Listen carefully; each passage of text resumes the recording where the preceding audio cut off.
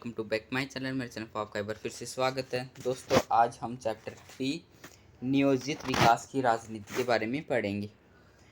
ये बहुत ही अच्छा चैप्टर है आपका, और इससे मतलब आपकी थोड़ी इकोनॉमिक समझ भी अच्छी हो जाती है इससे। तो सबसे पहले चैप्टर का अर्थ समझिए कि ये कहना क्या चाहता है। देखिए, नियोजित नियोजित का अर्थ है कि आप किसी चीज़ के लिए प्लान करना। किसी चीज़ के लिए आप प्लान करते हैं, उसे योजना कहते हैं हम। तो योजना से निकला हुआ शब्द है नियोजित। ये एक हिंदी का शब्द है जिसे हम योजना को नियोजित कहते हैं।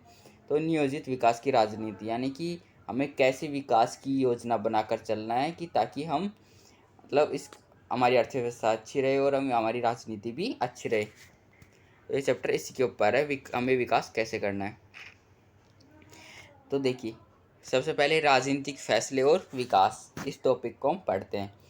इस पूरे चैप्टर में वैसे तो सारे टॉपिक इम्पोर्टेंट है। इस चैप्टर में जो सबसे ज़्यादा इम्पोर्टेंट टॉपिक है वो है, एक तो हमें योजना आयोग के बारे में, पंचवर्षीय योजनाओं के बारे में पढ़ना है, और एक हरित क्रांति के बारे में। अगर क्वेश्चन कहीं से आएगा तो वो हरित क्रांति के ऊपर ज़रूर आएगा, और एक योजना आयोग के ऊपर आ सकता है पंचवर्षीय योजना में। तो ये दो इम्पोर्टेंट टॉपिक है जो कि हम पढ़ेंगे इस चैप्टर में। हरित क्रांति को मैंने सबसे लास्ट में लिया है।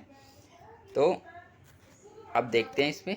सबसे पहले इस्पात की विश्वव्यापी मांग बढ़ी तो निवेश के हिसाब से उड़ीसा एक महत्वपूर्ण जगह के रूप में उभरा। इस्पात क्या होता है? देखिए, जो कच्चा लोहा होता है उसे हम इस्पात कहते हैं। तो इस्पात की सबसे ज़्यादा उड़ीसा में पाया जाता था पहले, जब हमारा देश आज़ाद हुआ था उसके बाद। तो हमें ऐसे आयस्कों की खोज करनी थी जो मतलब विकास में लाभदायक हों। तो उड़ीसा में खोजा गया कि उड़ीसा में सबसे ज़्यादा इस्पात पाया जाता है, और यहाँ पर निवेश करने के लिए कहा गया कि यहाँ पर हम खर्च करेंगे, फैक्ट्री लगाएंगे और यहाँ से लोहा पैदा करेंगे। कच्चे लोहे से हम पक्का लोहा पैदा करेंगे। उड़ीसा में लोह अयस्क का विशाल भंडार था और अभी इसका दोहन बाकी था। यानी कि यहाँ पे कच्चे लोहे का विशाल भंडार था, बहुत लोहा पाया जाता था ज़मीन में। जहाँ खोदो वहाँ पर लोहा। जहाँ आदिवासी लोग रहते थे वहाँ पर बहुत लोहा पाया जाता था, और इसका दोहन करना बाकी था, यानी कि उसे मतलब निकालना बाकी था। उड़ीसा की राज्य सरकार ने लौह अयस्क की इस अप्रत्याशित मांग को भुनाना चाहा। मतलब उन्होंने सोचा कि अगर इसकी मांग बढ़ी, अगर कच्चे लोहे की मांग बढ़ी तो हम मालामाल हो सकते हैं। उड़ीसा ने सोचा कि हम अमीर बन सकते हैं ज़्यादा, इसलिए उन्होंने इसे बेचने की सोची। बाहर तक, विदेश तक अनाउंसमेंट कर दिया गया कि उड़ीसा में लोहा है, कच्चा लोहा है, तुम यहाँ मतलब कच्चा लोहा हमसे खरीद सकते हो। उसने अंतर्राष्ट्रीय इस्पात निर्माताओं और राष्ट्रीय स्तर के इस्पात निर्माताओं के साथ सहमति पत्र पर हस्ताक्षर किए। यानी कि अंतर्राष्ट्रीय मतलब विश्व में भी इसकी चर्चा होने लगी कि भारत का एक प्रदेश है उड़ीसा, उसमें इस्पात बहुत ज़्यादा है। तो ये विश्व भर में ये खबर फैल गई। अब देखिए, सरकार सोच रही थी कि इससे राज्य में ज़रूरी पूंजी निवेश भी हो जाएगा और रोजगार के अवसर भी बड़ी संख्या में सामने आएंगे। उन्होंने सोचा कि इससे हमें पैसे तो मिलेंगे ही, पैसों के साथ साथ लोगों को रोज़गार भी मिलेंगे। भाई, फैक्ट्री लग रही है वहाँ लोगों की, तो वहाँ के लिए मजदूर तो चाहिए ना। तो एक तरीके से लोगों को रोज़गार मिलेंगे और एक तरीके से सरकार को पैसे मिल जाएंगे। तो ये दोनों विचार सरकार के दिमाग में थी, और इसलिए वो कच्चे लोहे को बेचना चाहती थी, उससे पक्का लोहा तैयार कराना चाहती थी। आप जानते हैं पक्के लोहे की वैसे कीमत क्या होती है।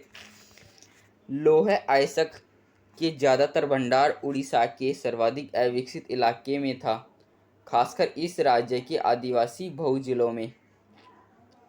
यानी कि उड़ीसा के एक आदिवासी जिला था, उसका नाम भी है, उसने दे रखा है, बुक में मैंने लिखा नहीं है यहाँ पर, उसका आपको देख लेना है। उस ज़िले में सबसे ज़्यादा कच्चा लोहा पाया जाता था, लेकिन वहाँ पे आदिवासी रहते थे। उन्हें बाद में प्रॉब्लम ये आई कि वहाँ पे जो आदिवासी रहते थे वो इनका विरोध करते थे। आदिवासियों को डर था कि अगर यहाँ उद्योग लग गए तो उन्हें अपने घर बार से विस्थापित होना पड़ेगा और आजीविका भी छिन जाएगी। उन्हें डर क्या था कि भाई, तो हमें प्रॉब्लम नहीं, तुम कच्चा लोहा निकाल लो, लेकिन तुम कच्चा लोहा निकालोगे, हाँ, यहाँ पे फैक्ट्री बनाओगे तो हमारे घर उजड़ेंगे, और इसके लिए तुम वनों को काटेगे, इसलिए हमारा घर बार, हमारा परिवार सब कुछ उजड़ जाएगा। इसलिए वो राज़ी नहीं थे, इसलिए उन्होंने कई आंदोलन किए इसे रोकने के लिए। पर्यावरणविदों को इस बात का भय था कि खनन और उद्योग से पर्यावरण प्रदूषित होगा। पर्यावरण को मानते थे, उन्होंने ये सोचा कि अगर खनन कार्य हुआ तो इससे ज़मीन का बहुत बड़ा भाग नष्ट हो जाएगा, उद्योग से पर्यावरण प्रदूषित होंगे, वहाँ फैक्ट्रियाँ लगेंगी। तो अगर मान लीजिए अगर किसी एक ही राज्य में इतनी सारी फैक्ट्री लग जाए तो वो राज्य बुरी तरह से प्रदूषित हो जाएगा और वहाँ रहने वाले लोग बुरी तरह से घायल होंगे। इसके लिए पोस्को प्लांट, जो कि दक्षिण कोरियाई इस्पात कंपनी थी, ने उड़ीसा में उद्योग लगाने के बारे में सोचा। आपको ये नाम याद रखना है, पोस्को प्लांट। ये एक दक्षिण कोरिया की कंपनी थी। उन्होंने सोचा कि अगर भारत हमें यहाँ पर उद्योग बनाने की मदद अगर वो दे दे आज़ादी, तो हम यहाँ पर अपने उद्योग स्थापित करके माला माल हो सकते हैं। यानी कि पूरे यहाँ से लोहा बना के अपने देश में भेजेंगे, जो कि दक्षिण कोरियाई देश है, उसमें भेजेंगे और वहाँ पर अच्छा खासा पैसा कमाएंगे। तो उन्होंने लगाने के बारे में सोचा, लेकिन बाद में ये असफल हो गई। आप देखिए ये असफल क्यों हुई, क्योंकि पोस्को प्लांट का विरोध किया कई लोगों ने, जैसे राष्ट्रीय युवा संगठन और नवनिर्माण समिति। ये दो ऐसे संगठन समिति है जिन्होंने इसका विरोध किया। आपको ध्यान रखना है, थोड़ा बहुत एक मार्क्स में क्वेश्चन पूछ ले जाते हैं। राष्ट्रीय युवा संगठन यानी कि एक युवाओं का संगठन था जिन्होंने ये आंदोलन किया कि हमें पोस्को प्लांट को हटाना है, और एक नवनिर्माण समिति थी। ये दोनों आपको याद रखना है। अब दूसरा टॉपिक देखते हैं, राजनीतिक टकराव। राजनीतिक टकराव इन दो के बीच था, वामपंथ और दक्षिणपंथ। देखिए क्या होता है, वामपंथ का अर्थ होता है बायां और दक्षिणपंथ का अर्थ होता है दायां। मतलब अगर इस हिसाब से समझे तो बायां और दायां मतलब दो लोगों के अंदर विरोध था। दो लोग नहीं, दोनों ऐसे संगठन, बहुत बड़े संगठन जिनके अंदर विरोध चलता रहा है और अभी तक भी चलता रहा है। तो देखिए क्या है ये, आसानी से इसको समझिए। वामपंथ एक ऐसी संस्था थी जो मानती थी कि साम्यवादी यानी कि कम्युनिस्ट शासन बेहतर है और भारत को भी ऐसी अर्थव्यवस्था अपनानी चाहिए। वामपंथ को मानने वाले लोग ये मानते थे कि भारत में कम्युनिस्ट सरकार होनी चाहिए, यानी कि समाजवादी लोग होने चाहिए, यानी कि सब कुछ सरकार के हाथ में रहे और सरकार की कठपुतलियों पर सब नाचे। तो ऐसा वामपंथ चाहती थी, लेकिन हमारे देश में आप जानते हैं कि इसको नहीं अपनाया गया। दक्षिण पंथ एक ऐसी संस्था थी जो मानती थी कि पूंजीवाद बेहतर है और हमें ऐसी ही शासन व्यवस्था अपनानी चाहिए। दक्षिण पंथ को मानने वाले लोग ये मानते थे कि पूंजीवाद यानी कि जो अमेरिका में शासन व्यवस्था है और ये चाइना में है, तो हमें ऐसी अर्थव्यवस्था अपनानी चाहिए। यानी ये दोनों अपने अपने पक्ष रखते थे कि हमें ऐसी अर्थव्यवस्था अपनानी चाहिए, हमें ऐसी अर्थव्यवस्था अपनानी चाहिए, लेकिन हमने इन दोनों से अलग अर्थव्यवस्था अपनाई। तो आप समझ गए होंगे वामपंथ और दक्षिणपंथ। अगर आप आएगा तो 2 मार्क्स में आएगा, आप लिख सकते हैं, इसके आप स्क्रीनशॉट भी ले सकते हैं।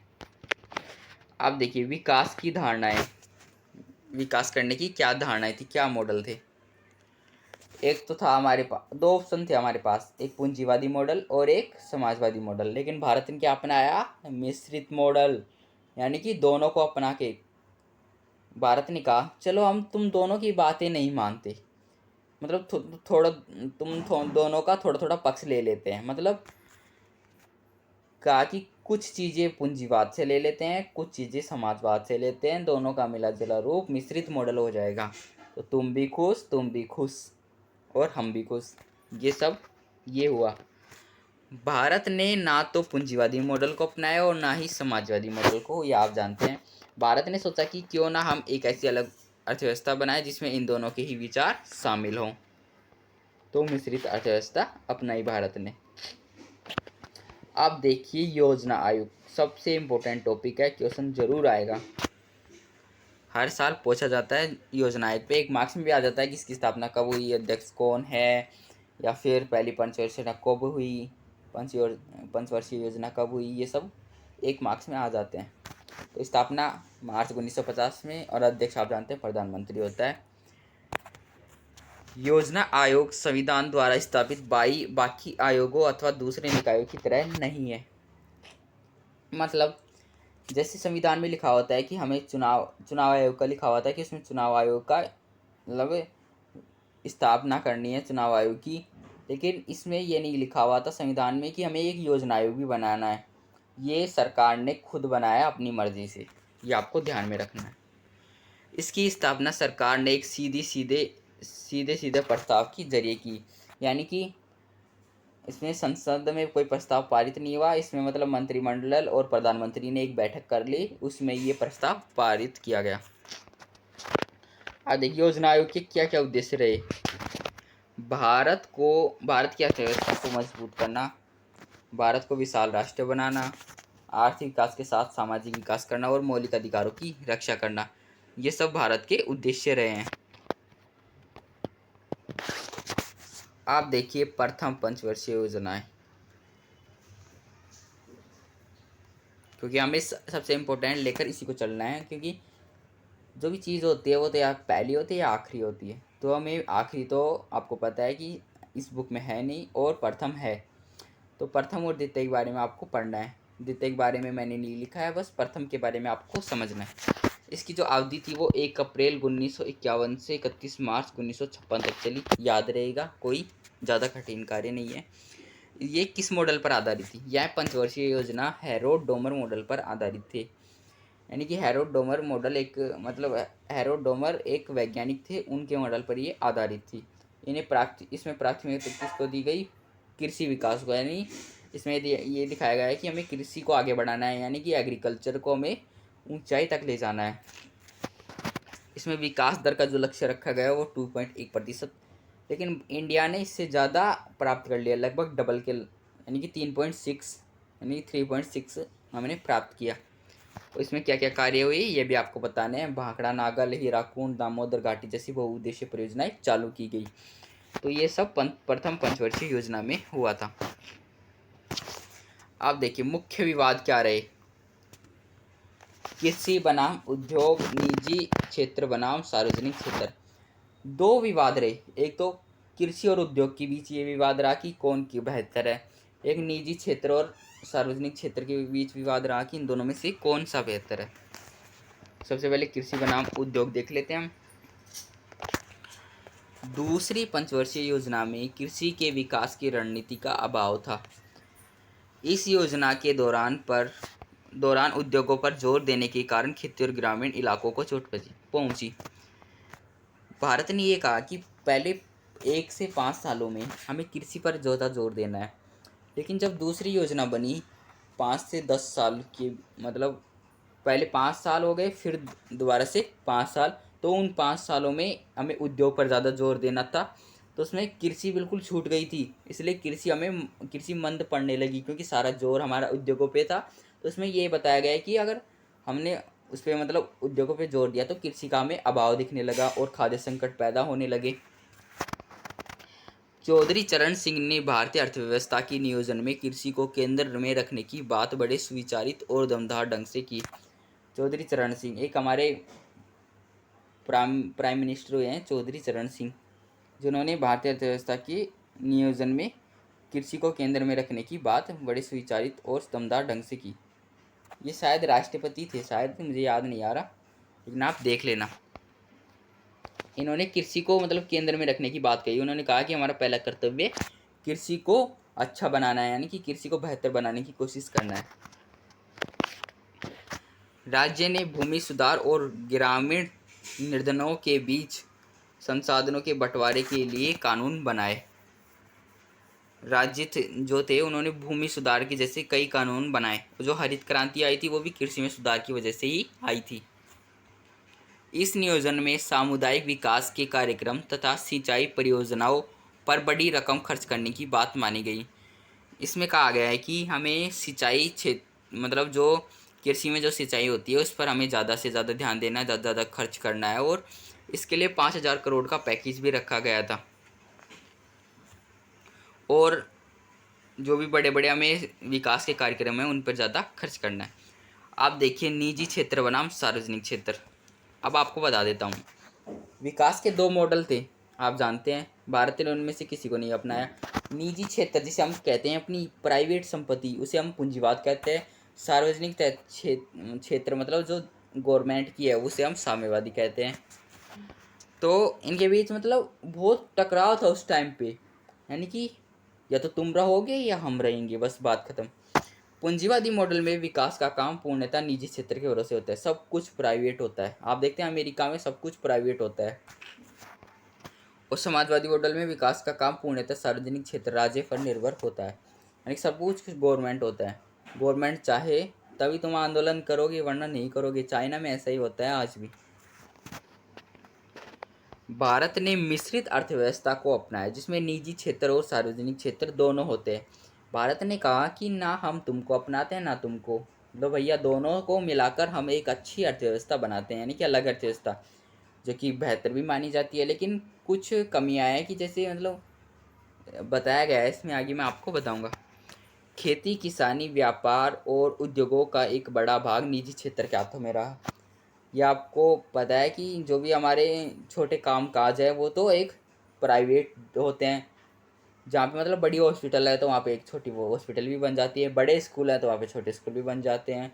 तो ऐसे प्राइवेट और गवर्नमेंट दोनों चीज़ें हैं। राज्य ने व्यापार और भारी उद्योगों को अपने हाथों में रखा, यानी कि उन्होंने कहा कि बड़ी बड़ी फैक्ट्रियाँ तो हमारे अंडर में रहेंगी, बड़ी बड़ी कंपनियाँ ये सब हमारे अंडर में रहेंगी, लेकिन तुम अगर चाहो तो कंपनियाँ बना सकते हो, लगा सकते हो प्राइवेट में भी। इस तरह के मिले जुले मॉडल की आलोचना दक्षिणपंथी और वामपंथी दोनों खेमों से हुई। नहीं कि ऐसे इन दोनों से विचार आए, अगर ये दोनों नहीं होते तो हमें विस्तृत मॉडल बनाने की विचार ही नहीं आते। सरकार ने अपने नियंत्रण में ज़रूरत से ज़्यादा चीज़ें रखी, इससे जो भ्रष्टाचार और अकुशलता, मैंने आपको अभी ऊपर बताया कि कुछ कमियां थी, तो वो यही थी कि सरकार ने अपने नियंत्रण में ज़रूरत से ज़्यादा चीज़ें रखी है और इससे भ्रष्टाचार और कुशलता बढ़ी है। इसलिए कभी कभी हमारे देश के लिए आलोचना होती है कि हमने गलत अपनाया है, लेकिन जहाँ तक है ऐसा करना सही है। अब देखिए मुख्य परिणाम, मुख्य विवाद क्या थे। मुख्य परिणाम कह लो या मुख्य विवाद कह लो, एक ही बात। बुनियाद, भूमि सुधार, खाद्य संकट, हरित क्रांति, इनके बारे में हमें पढ़ना है। बुनियाद, हमारे देश का ढांचा कैसे होना चाहिए। भूमि सुधार, एक कानून आया था जिसमें भूमि का बंटवारा किया गया था, जमींदारों से लेकर किसानों को दी गई थी। खाद्य संकट, आपको पता है 1971 के लगभग हमारे देश में बहुत खाद्य संकट था, मतलब 1965 से लेकर 71 तक का जो साल था सबसे बुरी स्थिति थी हमारे भारत की। और हरित क्रांति आप जानते हैं 1967 में आई थी ये। अब देखिए बुनियाद, इसी दौर में भारत के आगामी आर्थिक विकास की बुनियाद पड़ी, यानी कि एक ऐसा दौर था जिस टाइम हमारा मतलब शीत युद्ध का दौर चल रहा था और हमारा भारत आज़ाद हो चुका था और हम विकास की तरफ बढ़ रहे थे। पहले हमने धीरे धीरे विकास किया और आप देखते हैं आप हमारा भारत कितनी तेज़ी से विकास कर रहा है।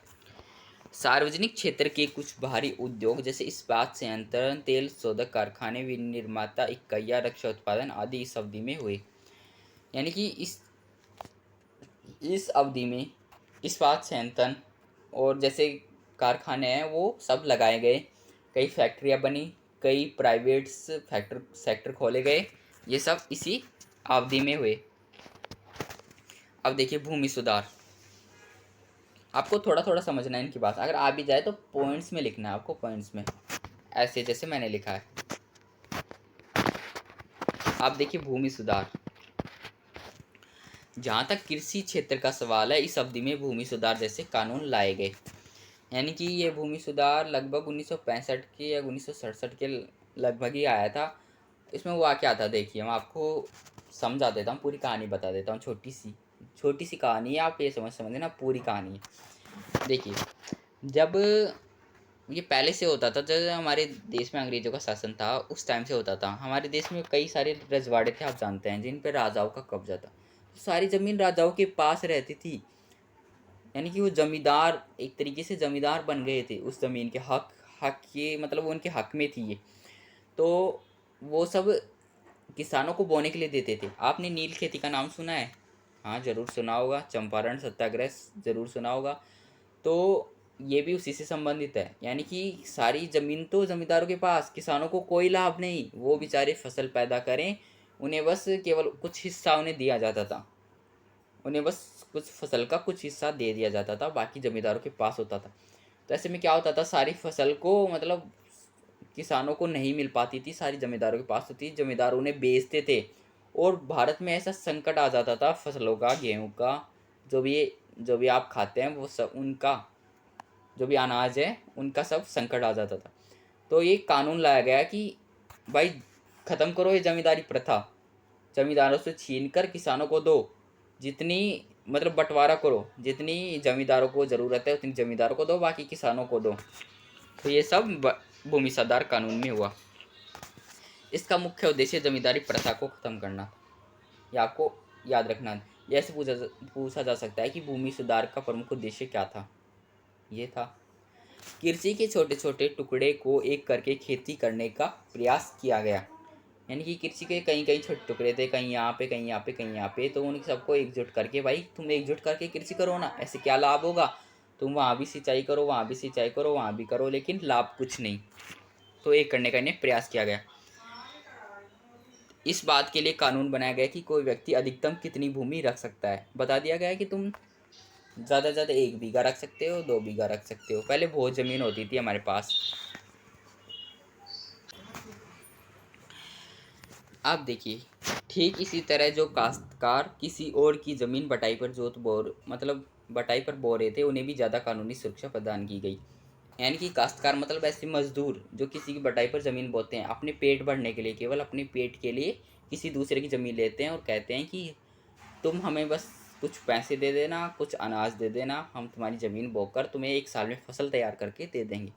तो उनके लिए भी इसमें लाभ किया गया। आप देखिए खाद्य संकट। खाद्य संकट एक नॉर्मल स्थिति थी, यानी कि एक ऐसी स्थिति थी भारत की जिस दौर से ये गुजर रहा था। उस टाइम पे 2 युद्ध भारत लड़ चुका था। इसके वजह से खाद्य संकट उत्पन्न हो गया था और भारत दाने दाने के लिए तरसने लगा था। और आप देखिए, अब भारत में इतना दाना है कि वो 2 साल तक अगर कुछ पैदा ना हो तो खिला सकता है।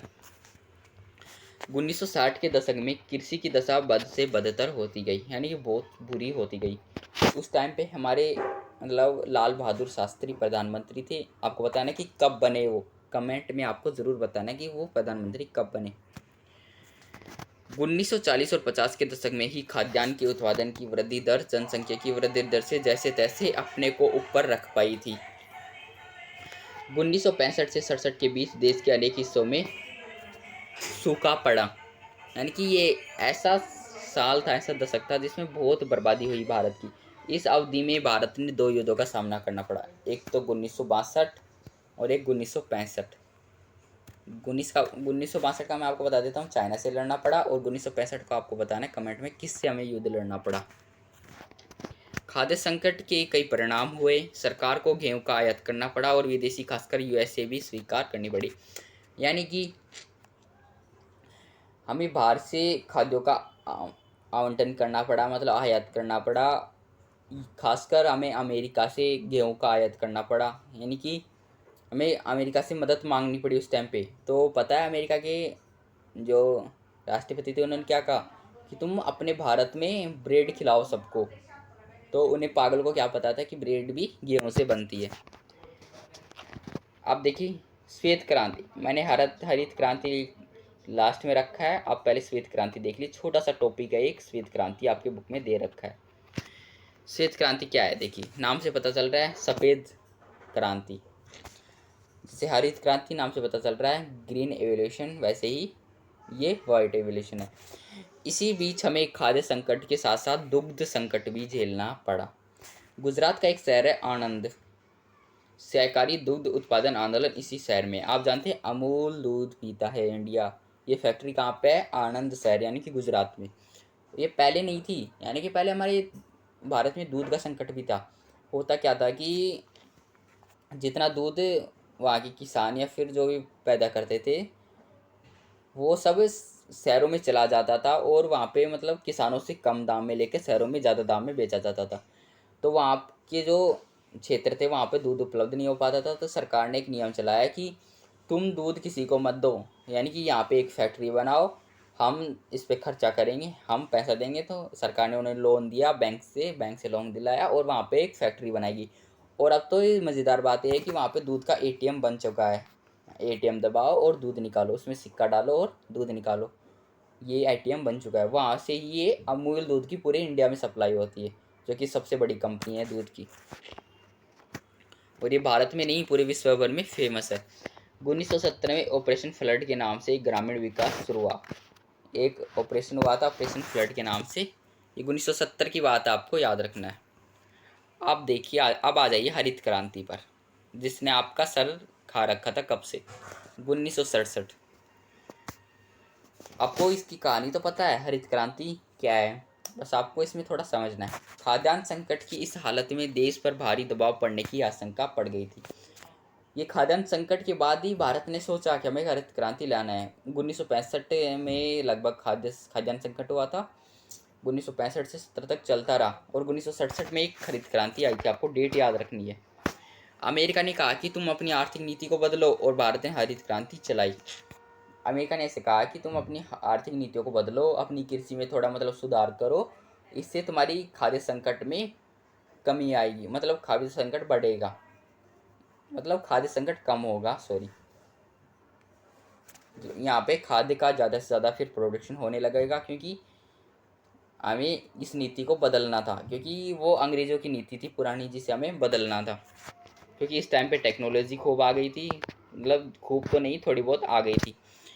पंजाब, हरियाणा और पश्चिमी उत्तर प्रदेश जैसे इलाके कृषि के लिहाज से समृद्ध हो गए, जबकि बाकी इलाके खेती के मामले में पिछड़े रहे। ये हरित क्रांति क्यों लाई गई, ये बताता हूँ आपको। जब पहले हमारी कृषि होती थी तो सारा काम किसान अपने ऊपर से करते थे, मतलब अपने ऊपर से सारा कुछ करते थे, और उन्हें कोई लाभ भी नहीं होता था। इसलिए उन्होंने खेती करना ही छोड़ दिया था। मतलब इतनी बुरी हालत हो गई थी कि उन्हें कुछ पैदा नहीं होता था कृषि में। तो कुछ सुधार किए गए कि क्योंकि फसलों में कीड़े लग जाते थे, और कुछ ऐसे उपयोग थे जिससे मतलब खाद अच्छी नहीं थी, या फिर कुछ और भी कारण रहे होंगे जिससे कि कृषि बेहतर नहीं हो पाती थी। तो भारत ने सोचा कि ऐसी क्रांति लाई जाए जिससे अच्छे बीजों का प्रयोग हो, कीटनाशक दवाइयों का प्रयोग हो, और अच्छे अच्छे मशीनों का प्रयोग हो, जैसे थ्रेसर मशीन। पहले गेहूँ बैलों से निकालते थे, लेकिन अब थ्रेसर मशीन आ गई है, जिससे गेहूँ आसानी से निकल जाते हैं, और किसान को भी कोई प्रॉब्लम नहीं होती, और अब फसल भी ज़्यादा पैदा होने लग गई है पहले के लिहाज से। तो इसमें आपको बताता हूँ, जैसे क्वेश्चन पूछा जाता है वो ये पूछा जाता है कि हरित क्रांति के क्या उद्देश्य थे और क्या लाभ थे। तो ये आपको बताना है। बेहतर सिंचाई की व्यवस्था, थ्रेसर का उपयोग, अच्छी किस्म के बीजों का प्रयोग, भूमि का बंटवारा, गेहूँ की पैदावार ज़्यादा। अगर आपको आ जाए तो ऐसे पॉइंट में लिखना है, फिर एक एक पॉइंट पे एक्सप्लेन करना है आपको। मैंने इसमें एक्सप्लेन नहीं किया, लेकिन आपको बता देता हूँ कि पहले भारत में सिंचाई की व्यवस्था अच्छी नहीं थी, तो धीरे धीरे सिंचाई की व्यवस्था अच्छी लाई गई, जिससे कि किसानों का रुझान इसकी तरफ बढ़ा। थ्रेसर का उपयोग किया गया गेहूँ निकालने के लिए, अच्छी किस्म के बीजों का प्रयोग किया गया, जैसे एग्जाम्पल के लिए HYV, हाई यील्डिंग वैरायटी वाले। भूमियों का बंटवारा किया गया, गेहूँ की पैदावार ज़्यादा हुई। तो ये सब आपको उद्देश्य लिखना है। उम्मीद है ये चैप्टर आपको समझ में आ गया होगा, उम्मीद नहीं है, पूरी उम्मीद है। तो अगर नहीं आया हो तो एक बार वीडियो को और वॉच कर लीजिए। Thank you, bye.